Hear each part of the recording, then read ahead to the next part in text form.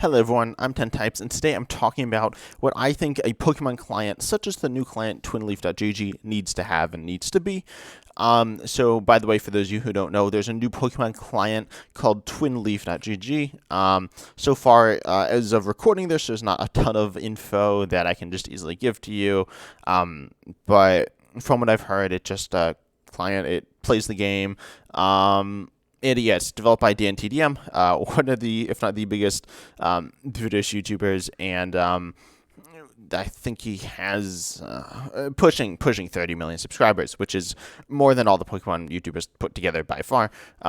So this is a pretty big deal. You can see the lovely logo for it on the left. This might be a temporary logo. I'm not 100% sure.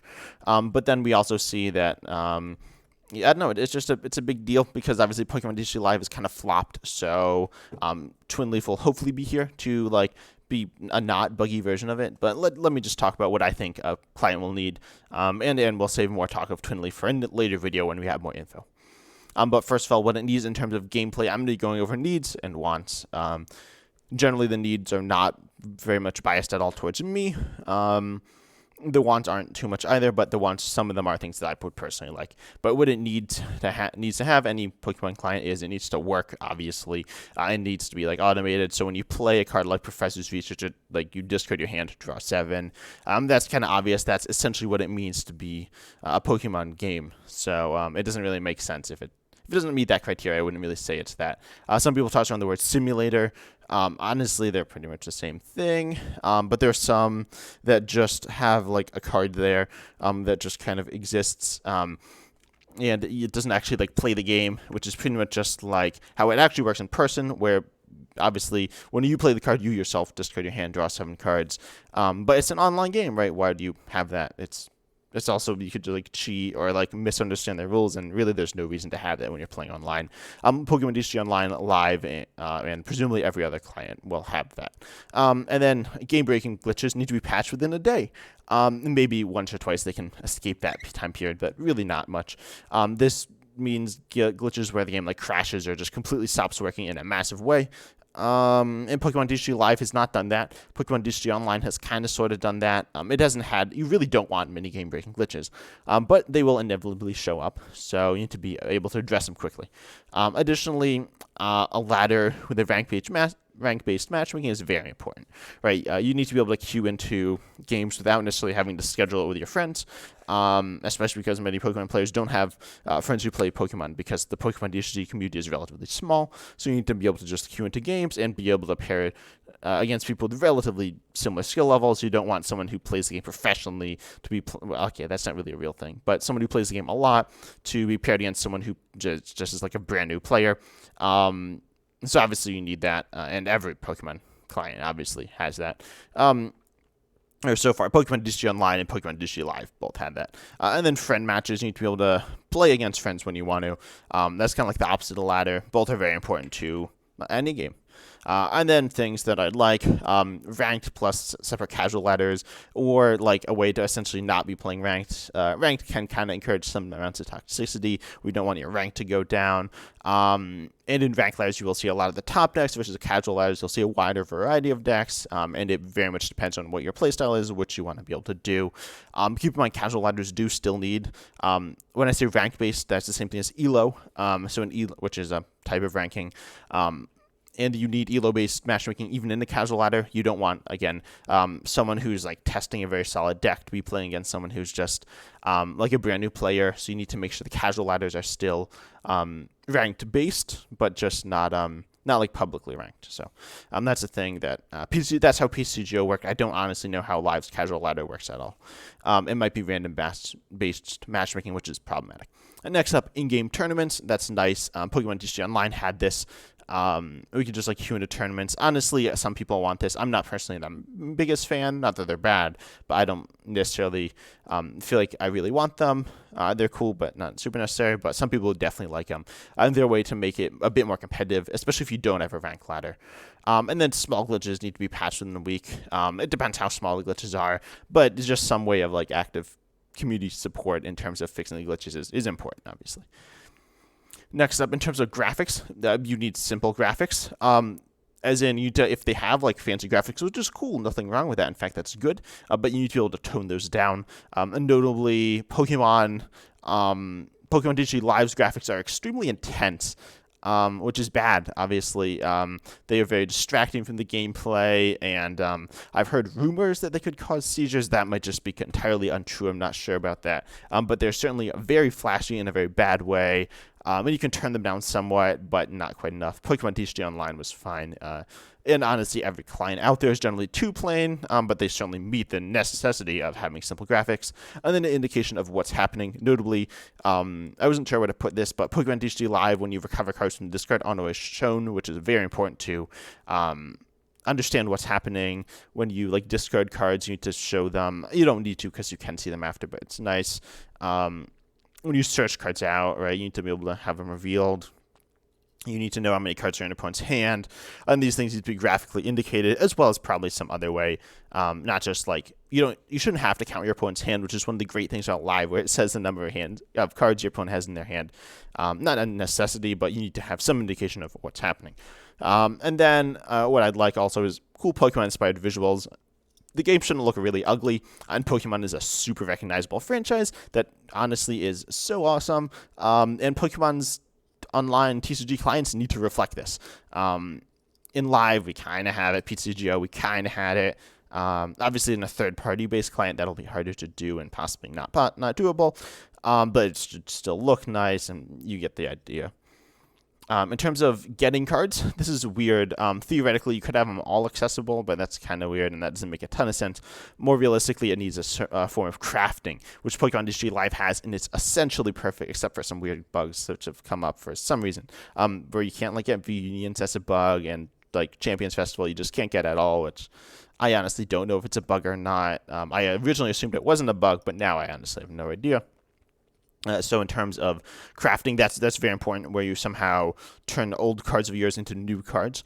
This is kind of like trading, which would be cool. Pokemon TCG Online only had trading, not crafting, and this was very problematic. You'd get scammed all the time. It was really bad, and also it didn't load right. That was like, when people say Pokemon TCG Live was bad, it is bad, which it is. In fact, so bad I had to make a diss track on it to kind of address some of that. But yeah, Pokemon TCG Online's trading was it was awful. It was the worst thing in the world. In terms of like playing the game, it was so unbearably slow and laggy, and so that was bad. But then the third way of getting cards would be monetization. Pokemon TCG Online, Pokemon TCG Live kind of sort of had that, where you could buy code cards, but you wouldn't actually buy them in game. Essentially, this made it a lose-lose, where neither Pokemon would be getting any money, but the players still had to pay for cards, right? So I'm not sure if I necessarily want to have to pay for cards. I'd rather not, right? I'd rather get them all. But in Pokemon TCG Live, you can get them all for free, pretty much, which is super awesome. But if they had to add monetization, they should add it correctly. But they don't have to. If they do it, don't do it some way that makes it very pay-to-win also. In terms of formats that you're looking for, obviously it needs the standard format. That is the way to play the Pokemon TCG. It's clearly Pokemon's way that they push it. But then you also need some other format. One of the biggest issues with Pokemon TCG Live is it essentially only has one format. It technically has expanded format, but it's shortened, and you can't challenge friends, play ranked. So you have a limited scope. Certainly a way to play it. It's playable, but it's really lacking. And honestly, a lot of the time you play against very not expanded decks. You just play against standard decks. So the game needs some other format fully supported, or at least support in a way that you can play it very much so. And honestly, you should be able to play the game without playing standard at all if you really wish to. Although standard is definitely the best way to play, but again, you'll get bored of it if you just play it all the time, which I found myself getting bored of it, and I know everyone I've talked to has as well. So other formats, expanded, right? That's an obvious one. I'd say this is necessary, except for Pokemon themselves have seemingly dropped the format. It's quite strange. I actually heard rumors that it's going to be Sword and Shield on. Honestly, I have no idea if that's correct or not. I think it would make more sense if it's Sun and Moon on, but technically it's still Black and White on right now, but Live isn't. Live Sun and Moon on. And there aren't any official tournaments, as far as I know, that are Black and White on. You can't play it in Live at all. You can't play it in PTCGO at all. So Yeah, expand is weird, but that'd be cool. But honestly, the coolest thing they could do, I think, is format customization. This is super hard to do, but you can essentially make your own rules. Obviously, this isn't workable as form of ladder, but it would be like, so for example, GLC or whatever. You can change the rules of the game. For example, other rules have changed. For example, you used to be able to play a supporter turn one. Tools used to be items. There are all sorts of different rules, so you can change it to your liking and then just play with a friend. It gets confusing. It would be hard to program, admittedly. I'm not expecting this by any client, but that would be cool if it was there. As well as a draft format where if you don't know, a cube draft or a booster draft is where you like get cards and you like pass them around and then you like do stuff with it. It's really fun. It's honestly long and not super practical a lot of the time, but still, I know Magic Arena, the Gathering client, the other big TCG, has it. And it's cool. It's very fun. It's implemented in a lot of ways. And it's really cool. It's not super necessary, but it would be nice. Themed format, as well as GLC and Legacy. Some other smaller formats that are not small by any means, but, well, Legacy is kind of small. Legacy would be kind of weird, especially with the way that it was handled with TCG. It's not a particularly great format, but it's one that some people like a lot. Same thing with Themed. Themed is actually a pretty good format, and same thing with GLC.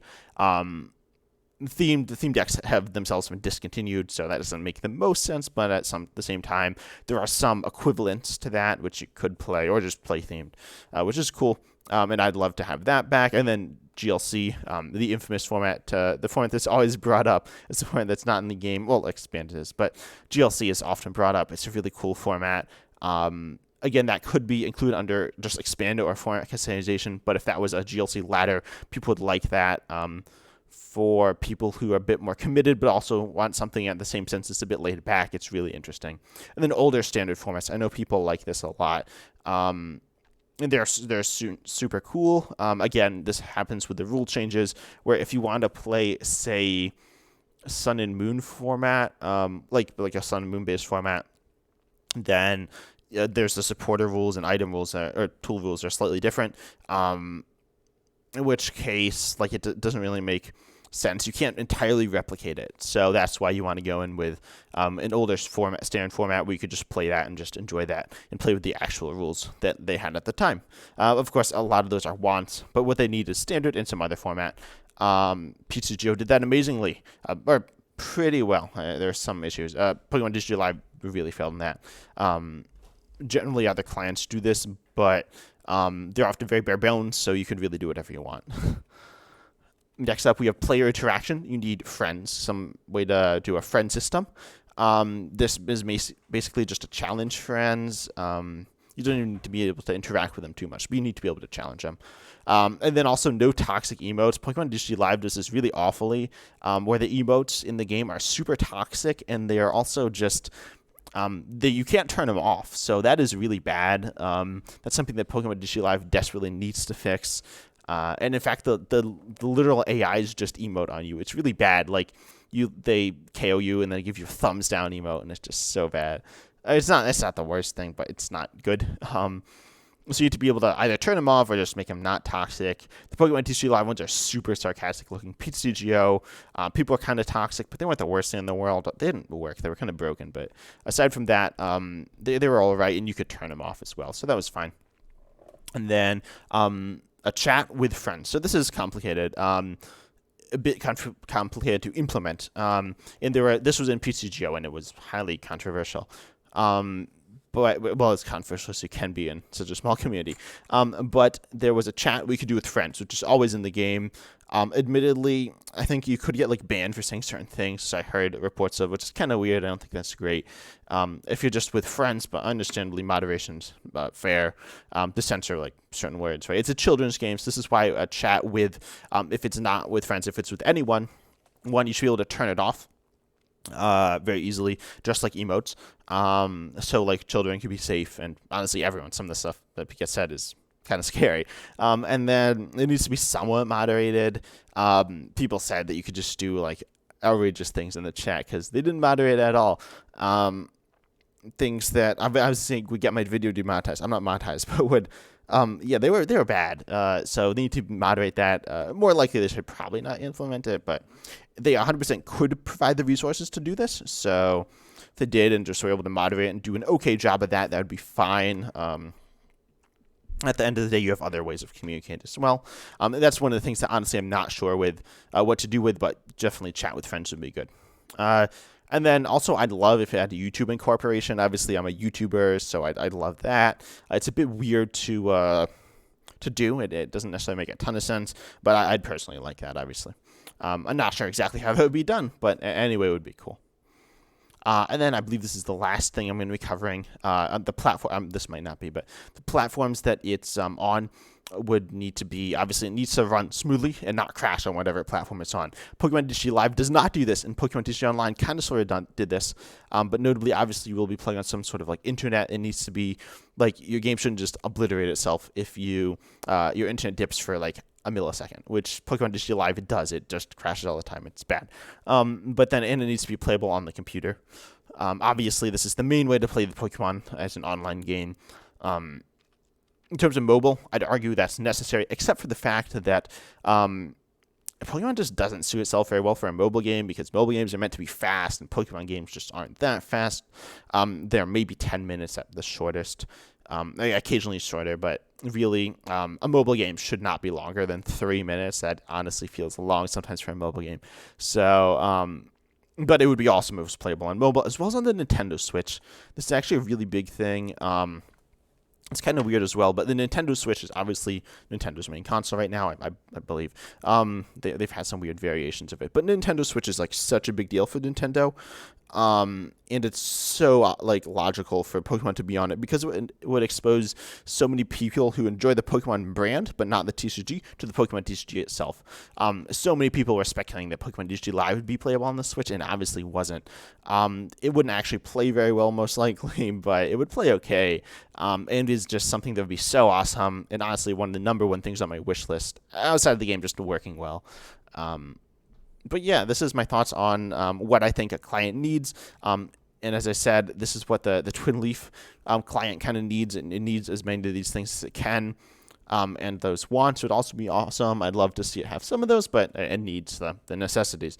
So I'm interested in seeing how it actually goes down, and obviously, hopefully, Pokemon TCG Live honestly meets all those requirements as well. It does not now, obviously, but if it did in the future, that'd be so awesome, and there would be no need for the TwinLeaf program. It's honestly, the TwinLeaf client is meant to be there as like, because Pokemon TCG Live doesn't work well enough, that it's there just as a backup. But it'd be really nice if that just wasn't necessary at all. I wish Dan TDM the best of luck with this going forward as well. So go check. I don't know. I'll give some more info on that in the future as I find out more. But tell me what your thoughts are on the client and what you think the client needs as well, or any client. And also check out my diss track if you haven't. I promise it's fire. And as always, I'm excited to see you next time.